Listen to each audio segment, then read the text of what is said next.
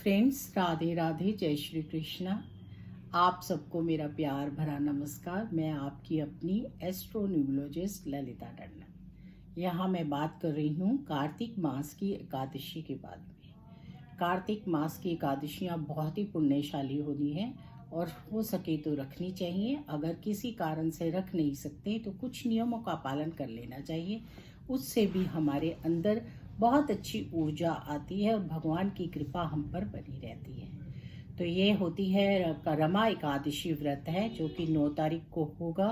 और रमा एकादशी व्रत वाले दिन अगर आप रख सकते हैं तो ज़रूर रखिए। अगर नहीं रख सकते तो कुछ नियमों का पालन कीजिए।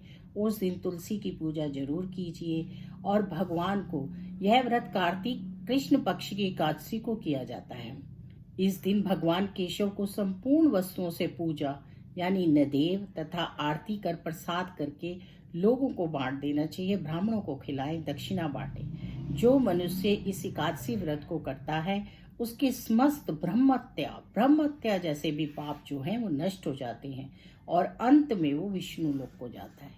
तो इस एकादशी का बहुत ही महत्व है।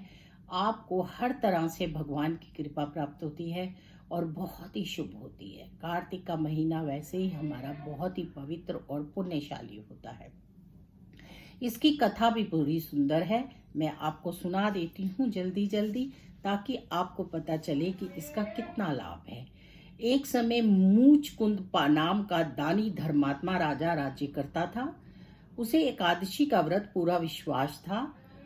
इससे वह प्रत्येक एकादशी का व्रत करता और राज्य की प्रजा से भी यही नियम लागू कराता। उसके चंद्रभागा नाम की एक कन्या थी। वह पिता से भी अधिक इस व्रत को विश्वास करती थी और किया करती थी। उसका विवाह राजा चंद्रसेन के पुत्र शोभन के साथ हुआ जो राजा मूचकुंद के साथ ही रहता था। एकादशी के दिन सभी व्यक्तियों ने व्रत किया। शोभन ने भी व्रत किया किंतु अत्यंत कमजोर और व्याकुल भूख से होने के कारण वो मृत्यु को प्राप्त हो गया। उससे राजा रानी और पुत्री अत्यंत दुखी हुए। शोभन को व्रत के प्रभाव से मंदराचल पर्वत पर धन धान्य से युक्त एवं शत्रुओं से रहित एक उत्तम देवनगर में वास मिला। उसने एकादशी का व्रत रखा हुआ था इसलिए उसे इतना पुण्य प्राप्त हुआ। यहाँ उसकी सेवा में रंभा आदि अप्सराएं थीं। अचानक एक दिन राजा मूचचंद मंदराचल पर टहलते हुए पहुंचा तो वहां उसने अपने दामाद को देखा और वह घर आकर सब वृतांत अपनी पुत्री को बताया। पुत्री भी समाचार पाकर पति के पास चली गई और दोनों सुख से वहीं पर्वत पर रंभा आदि अप्सराओं के सेवन में निष्काम रहने लगे। तो देखिए आपकी नियम से रहने लगे। तो देखिए आप कि एक इंसान जो चला गया दुनिया से लेकिन उसकी पत्नी को दोबारा से वो पति प्राप्त हुआ क्योंकि उसने एकादशी का व्रत रखा था और वो खुद एकादशी का व्रत रखती थी, कृष्ण जी की पूजा करती थी, नारायण की पूजा करती थी और इस विश्वास से करती थी कि इससे मुझे अति पुण्य प्राप्त होगा। तो उनका पति जो था उन्हें दोबारा मिल गया। तो ये बहुत ही सौभाग्यशाली एकादशी का व्रत होता है जो कार्तिक में एकादशियाँ आती हैं।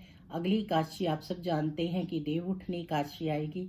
जब हमारे देव उठ जाएंगे उस दिन तुलसी विवाह भी होगा और उस दिन के पुण्यशाली वृत्तांत को आप सब अच्छे से जानते हैं, खास तौर पर जो कार्तिक पूजन करते हैं।